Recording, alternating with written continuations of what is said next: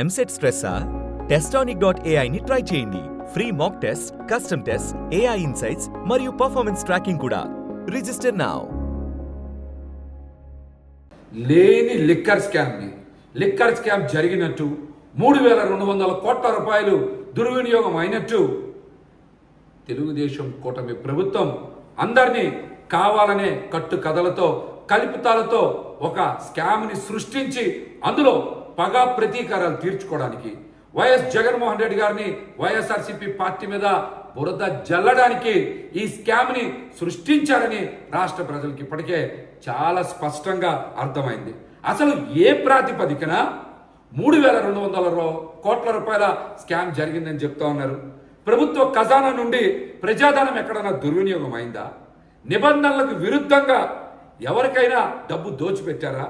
లేకపోతే లంచాలు ఆశించి ప్రైవేటు వ్యక్తులకి ప్రభుత్వ వనరులు కానీ లేకపోతే కాంట్రాక్టులు కానీ ఏమన్నా కట్టబెట్టారా?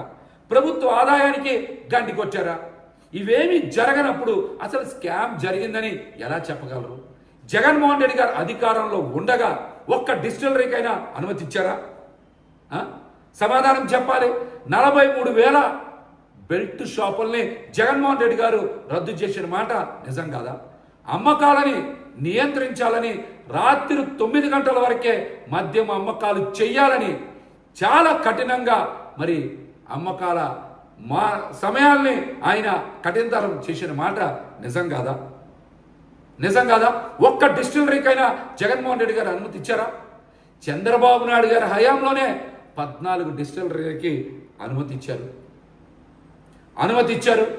ఆయన హయాంలోనే స్కామ్ జరిగిందని ఒక ఎఫ్ఐఆర్ నమోదైంది. ఆయన కూడా ఆ స్కామ్లో ముందస్తు బెయిల్ తీసుకునే ఈరోజు బయట ఉన్నారు. చంద్రబాబు నాయుడు గారి హయాంలో మద్యం అమ్మకాలు టార్గెట్ దాటి అమ్మకాలు చేస్తే బార్లు కానీ వైన్ షాపులు కానీ ఒక ప్రివిలేజ్ ట్యాక్స్ని గవర్నమెంట్ కట్టాలి. చంద్రబాబు నాయుడు గారు మంత్రిమండలి కూడా తెలియకుండా ఆ ప్రివిలేజ్ ట్యాక్స్ని రద్దు చేయడం వలన నాడు ప్రభుత్వ ఖజానాకి 5,000 కోట్ల రూపాయల నష్టం వచ్చిందనే కదా కేసు నమోదయ్యింది.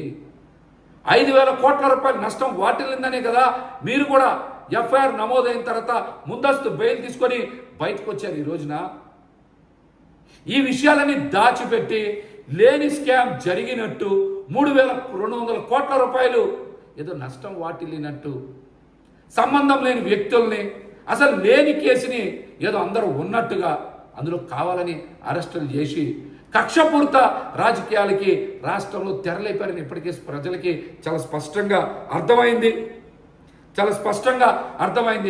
ఒక్క అభివృద్ధి కార్యక్రమం చేయలేకపోతా ఉన్నారు, సంక్షేమ పథకాలు ఇవ్వలేకపోతా ఉన్నారు, అభివృద్ధి కార్యక్రమాలు చేపట్టలేకపోతా ఉన్నారు, పాలనలో పూర్తిగా వైఫల్యం చెందారు.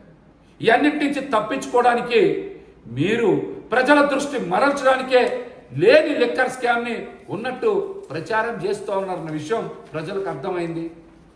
మీరు మొదటి ఏడాది సంక్షేమ పథకాలన్నీ ఇంతవరకు ఒక్కటైనా ఇచ్చారా? ఒక్కటైనా సంక్షేమ పథకం పూర్తి స్థాయిలో అమలు చేశారా? ఉద్యోగాలు ఉపాధి కల్పన ఎక్కడైనా చేశారా? పెట్టుబడులు తెచ్చారా? అన్ని వైఫల్యాలు ఉన్నాయి. వైఫల్యాల ఊబిలో కూరుకుపోయి ఈ రోజున మీరు వాటి నుంచి తప్పించుకోవడానికి ప్రజల దృష్టిని మరల్చడానికి లేని లిక్కర్ స్కామ్ని సృష్టించారు. 2014-19 మధ్య లిక్కర్లో మీరు చేసినటువంటి స్కామ్లన్నీ ఒకసారి బయటికి రావాలి. 2018-19లో ఎక్సైజ్ ఆదాయం 16,000 కోట్లుంటే 2023-24లో ఆదాయం 24,000 కోట్లకి వెళ్ళింది. అంటే ఆదాయం పెరిగితే ప్రభుత్వ ఖజానాకి డబ్బులు వస్తే స్కామ్ జరిగినట్ట. 2018-19లో 16,000 కోట్లే కదా ఆదాయం ఉంది. అంతకన్నా తగ్గాలి కదా స్కామ్ జరిగితే. కానీ 2023-24లో 24,000 కోట్ల రూపాయల ఆదాయం వచ్చింది.